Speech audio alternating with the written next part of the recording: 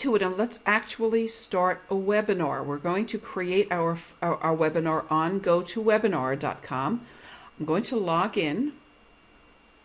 I have a separate training account here so that I can do this and not compromise anything that I have cooking. I am working with a number of clients and I'm doing some work with them, and I don't want all of that information spread all over the web, because what you're going to see here is just, again, a look inside. So here we go.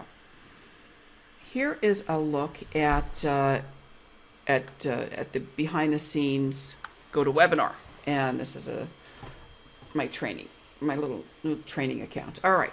So we're going to create a new webinar. Now you see here at GoToWebinar, you can create different kinds of meetings and webinars.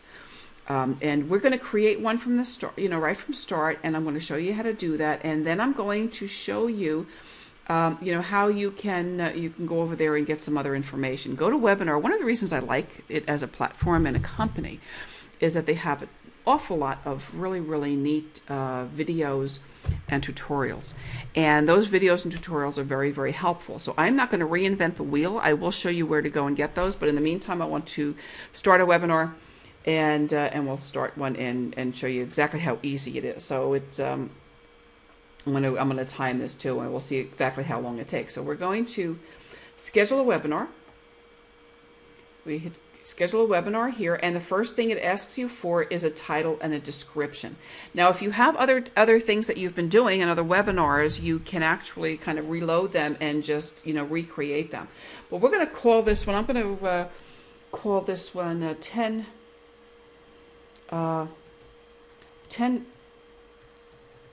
copyright commandments that keep real estate bloggers out of trouble. How about that? Keep real estate.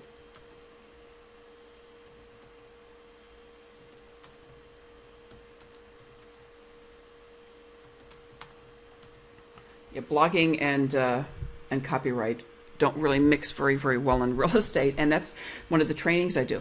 I want you to keep a couple of things in mind when you're creating a webinar name. This is something that you want to make SEO friendly. You want it to be catchy. You want it to be hooky. You want it to grab the attention of your audience. So I could have said, copyright things to know. I could say, copyright for real estate bloggers. I could say a lot of things, but I want it to be active.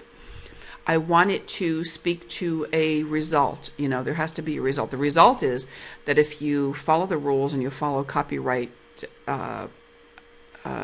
policies and procedures in the right way, that you're going to stay out of trouble. Because if you don't, if you do things wrong, if you take other people's intellectual property, if you swipe that, whether you know it or not, you can get in trouble.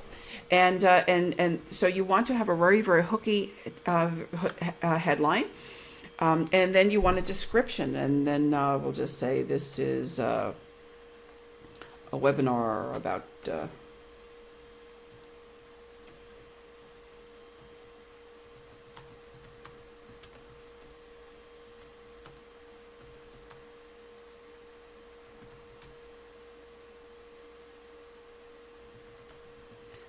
again, that would be a longer description. What you want to do is what you'll have is a planning guide. I'm going to give you a worksheet and a planning guide that will let you plan all of this in advance.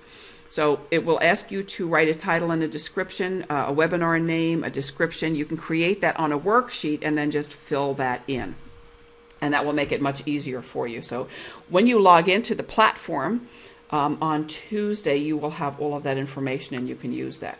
You can also go to GoToWebinar and set up a 30-day trial where you can use the platform and not have to pay anything for it. My suggestion is that you take a look at what we're doing here, see what's involved, and then go and actually use your worksheet, create a lot of this information on the worksheet first, so that when your 30-day trial starts, you really get the best and the most out of it. If you start the trial first, and then you go back and you start to look at all of the videos and start to work with the worksheets, it may be a week or two actually before you actually get around to making one, and then half of your trial is up.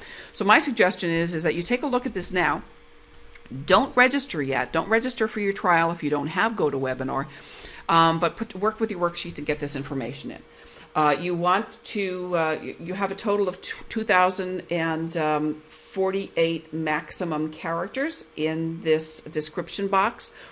You don't need a really long description, but you do, you do want to be able to tell people enough about what your webinar is going to be about that it gets them in there. If you're going to be talking about how to stage your home prior to a sale, you might want to get into a little bit more detail. If you're talking about lending and you're talking about dealing with some credit issues, you want a really, really hooky headline, and then you want to be able to give them a little bit of the about the features and the benefits. Always tie features with benefits.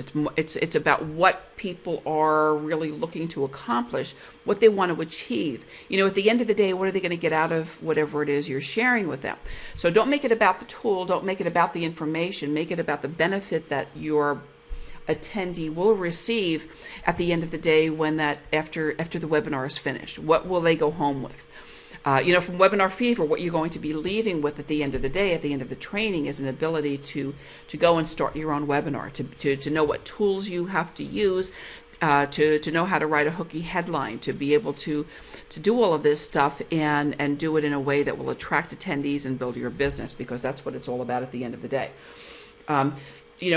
Schedule it in advance. Today is March 24th. Probably a good time to be scheduling something is a couple weeks out. A lot of people think that Monday's a terrible day for deadlines. I'm inclined for webinars, and I'm inclined to agree. Tuesday through Thursday are good. I hear some people saying Friday's terrible. To be honest, I like Fridays. I also like Saturdays. But you take a look at your audience, connect with your market, find out when people would like to attend a webinar. And remember that, a live webinar is very, very good. So we'll just say April 11th. How about that? We'll say this is going to be April 11th from 9 a.m. to 10 a.m. And we're going to schedule this Pacific time. You have an opportunity here to establish a recurring webinar. You may want to establish a series of webinars, and if you do that, then you will have an ability to share links and sign-ins that people don't have to get confused about. In the old days, it was very, very hard to do this when I first started doing webinars. When we first started doing No Blogger Left Behind, it was, part of the nightmare about doing webinars in those days was that you couldn't schedule in the early parts of No Blogger Left Behind, you couldn't schedule the recurring webinars. And every single week, people had to get another notice and another link, and sometimes they were people were using the wrong link to sign in, and they were confused and unhappy, and it, the technology just wasn't evolved as it is right now. So if you are scheduling a weekly webinar, let's say, which I'm going to be doing for No Blogger Left Behind very shortly, I'll have a weekly webinar for the people in the class. You'll be able to use the same link every single time. You may want to do that daily, weekly, monthly, whatever, and use that. Again, there's some real good training about that. You have an ability to edit the audio conference options, and again, there are different possibilities. So what I do, and I stay with the default settings here, I let people make their own choice. They can use the VoIP, which is listening at your computer using the microphones and speakers attached to your computer, or a long distance number. So each webinar at GoToWebinar is assigned its own telephone number. Or you can use your own conference call service if you like, and do that as well. So you have all those options. Just so that you know, the most reliable way of listening to a webinar and hearing a webinar is with the telephone. So you can use that. You can disable the VoIP. A lot of people don't have real good connections, or may not have good connections, and certainly a lot of people who don't have good connections don't realize that, and they're very, very quick and happy to to assign blame to the webinar platform, to the webinar presenter. So you have a lot of that type of human dynamic that happens around the technology. You can limit that kind of discussion by just letting them use their number. It's a long distance number. Most people don't have to worry about long distance charges with cell phones anymore, so that's not as big an issue. You can, get a toll-free number from them if you want. Of course, there's some additional charges involved with that. Panelists are a really great idea. Panelists, if you want to work with panelists and people, I've done this and I'll be doing a lot of this moving forward again. You can invite panelists into your webinar by putting their names and addresses here, email addresses, and what will happen when you put a panelist into a program, it will send them an email address. Now, obviously, you're going to want to talk to a panelist before you send them an email address and say, I'm having a webinar on such and such a day on April 11th. Would you like to join my webinar about copyright? Would you like to be part of that as a panelist? And you want to have that discussion with somebody prior to inviting them. Otherwise, they won't know, that you're doing that. So, again, that's part of a planning. That's going to be appearing on a checklist. We have a special checklist for working with panelists and guests. And I think that's a really, really neat thing to be able to do. It makes it a lot more interactive. It makes it a lot more interesting. Up here, there's a link that says, see how to create a webinar in 3 easy steps. And, again, this is really, really neat platform for training. Schedule it, brand it, and create a registration. These are the 3 steps, and they have some really, really great training here. My suggestion is that when you do activate your free month of subscription, that you go in there and you do their little technical training and get up to speed on that, because that's very, very helpful. And then create a webinar from scratch that is a practice webinar. Don't just start a webinar and create a real webinar before you've done something that totally from scratch that you have done for practice. At least do one webinar where you have invited a couple of people who are going to be looking at this on a couple of different types of browsers. Get somebody to watch it on a Mac, get somebody to watch it on a PC, and then run a couple of tests and see how that goes. Just so that you're comfortable and you don't get to the webinar at the end of the day and find out that you've got a problem. Branding and theme, you can upload a logo here for yourself. I'm not going to go through all of this because it's very, very simple. You just click on the link, you pick a file from your computer, and you upload it. The logo image can be up to 400 by 200 pixels. You can choose a theme image. There's no image there, but you can upload an image here. It will appear in the right-hand column of the registration page. And then there's a webinar waiting room. You can fill that in. You can change the color of the waiting room. Your logo will appear here. You can have another custom image, and you can have a picture of yourself as a presenter. And then when the webinar is starting, and before you actually start your presentation, it's a page that holds people's attention, in the moments preceding the actual startup of the webinar. So you have a great deal of an ability to customize that. And then you can preview the theme, you can preview the waiting room, you can see what it looks like, and read that. And then, of course, if you see anything that needs to be fixed, you can always go back and you can change it. Because everything that you've done here is editable.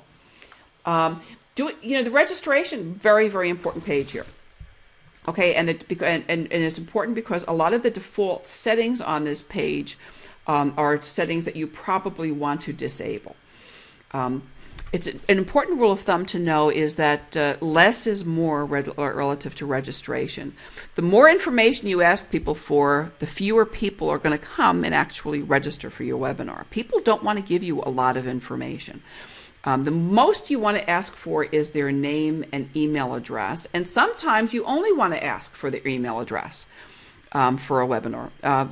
You may not need a whole bunch of information. Once you have it, you're great. I would say deselect anything that is not absolutely essential. You don't need their phone number. You don't need their industry. You don't need their organization. For GoToWebinar, you do have to have first name, last name, and email address. So be aware of that. There will be additional information moving, in another video about ways you can actually collect these names on your list. Because remember, it's about building a list. It's about building your list and putting people into a sales funnel where you have an opportunity to connect with them, to share information, and to have other channels open to you. Just because somebody registers at GoToWebinar for your registration does not mean that you have permission to market to them. And you really want to be able to have permission to market to people and to be able to send them follow-up emails. Their names don't go on to an autoresponder list just because they register on GoToWebinar. There are a couple of tools that you can use that will make that happen. Those are called webinar bridges. You can use a webinar bridge. There's a webinar bridge for WordPress that works well. And there's another webinar bridge that you can use for any website, any blog that will let you create a page and in your own registration page, and then have people sign up for the webinar on that page, and it will do two things simultaneously. Number one, it will sign them up for the webinar, and their name will appear on the registration list. And number two, their name will appear on your autoresponder list. Those webinar bridges do not work with all autoresponders. If you're working with one of the really premier tools like Aweber or GetResponse or iContact, you can do that kind of thing. But for some of them you can't. They don't necessarily work with some of the other ones. I'm also using an autoresponder called Instant Customer. There will be some additional training about that, and there will be a separate video about webinar bridges, because I think a webinar bridge is very, very important. You hate to be, going into webinar delivery and creating webinars if you're not going to be able to have an easy way to put those people on your list and be able to stay in touch with them on a regular basis. So webinar bridge is very, very important, and definitely check that one out. And now you can also create some questions for a survey, and this is a survey that people will get when they register. So you could make it required or not required. I can ask a question here about copyright. Do you use Creative Commons licensing on your blog? All right, and the Creative Commons licensing is a way that lets you share your content with your readers and with other people. I could make it one of two questions. I could say yes or no. That creates a question on my registration page. I can make it required or not. Again, if I make it required, people may not want to fill it out and they may not register. So I don't ever make anything required. Not that I might not one of these days, but less is more. So having something there is really neat. It can give you a little bit of insight into your audience. There are times when I'm doing webinars about blogging. There are times when I'm working with newbies and people who are still new to blogging, who don't really know a lot. And there are other times when I have an audience that may have been with me, for years already, that has been through No Blogger Left Behind, that may be, producing multiple blogs, and and the questions and the answers will vary, and my delivery will vary about blogging depending upon the the level of interest and the level of savvy and knowledge about any given topic. And you'll find that as well. So having a little bit of a survey is kind of neat. You can ask, you can create one question, you can create multiple questions, and then those questions will actually appear on the survey. After they register, you can say, okay, they will receive an email with information about joining the webinar. That can be either an automatic or something that is subject to your approval. You can redirect the registrants to your website if you like. Let's take a look.